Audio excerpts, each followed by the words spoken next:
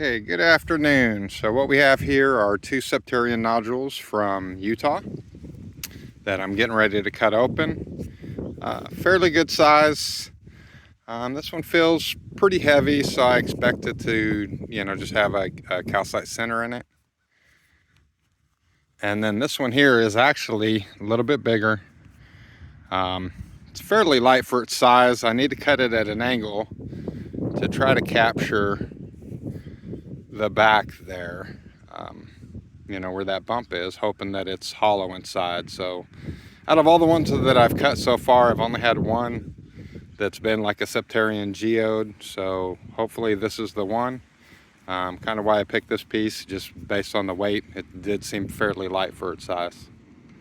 So we'll come back later after they're cut and show you what they look like inside. Okay, today we're going to cut this Septarian nodule from Utah. This thing is about 12 inches long and about 10 inches high. Pretty thick piece. So we'll go ahead and get this on the saw and then come back and see what she looks like after she's cut. Okay, so I got all three Septarian nodules from Utah off the saw. Here they are cut. Now we'll go ahead and take a look at them, and before I open them, I'll just say that not all of them can be winners, but overall it was pretty good. So there's the first one here. So a little bit of calcite in there in the center, and then on this one here, had a piece break off right after it cut. So what you're seeing there is the yellow is the calcite, and then the brown banding there you're seeing is aragonite. And I'll come back out here later once it gets dark and take a UV light to them. This piece here with the fracture, that'll just end up in the garden. The wife likes to go around with the UV light and see all the different UV specimens out there in the garden. This next one here, I was hoping it was going to have a cavity here in this deep pocket here. Overall, I really like this one. It turned out really well. So you can see there are some little vugs there. Not super deep, and you can tell by when you're washing them and putting the water in there, how much water it holds. So it's not really deep, so it's not worth going back and cutting. They will get a little bit better as I polish it and take some of that material away. And then here's the other side, and this is the one that had the big hump on the back. There is a vug there. Again, not super deep. So, but overall, that's a really nice piece. Then we come to the big one here. Like I said, this is a huge piece, just over 12 inches long. Almost too big for the saw. The saw struggled a little bit with it when it got to the high side of it here.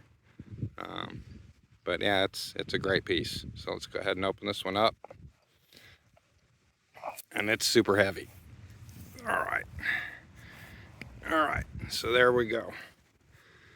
So lots of calcite, lots of aragonite. This piece is going to polish up really nice. A lot of differentiation between the calcite there. And then here's the other side of it here. Again, another little pocket here, nothing super deep. But they will be nice once they're cleaned up and polished. Really good colors. Lots of aragonite, lots of calcite in there, so it should be a really good piece under the UV light here later. So really happy with that big one. And this one here too is going to polish up really nice too. Lots of calcite in there. And we'll be back later with the black light. Okay, finally dark enough, so back out here. What I'm using is a Convoy C8 UV light, and give you a glimpse of what these Septarian nodules look like under UV. So there's the first one there. You can see the calcite is the yellow, and then the aragonite is the salmon color there. There's the other half of that first one. Here's the next one. Really great UV. from that Utah calcite. Lots of aragonite also showing up in there. And then here's the big one. Absolutely beautiful piece. Lots of calcite spread across that piece.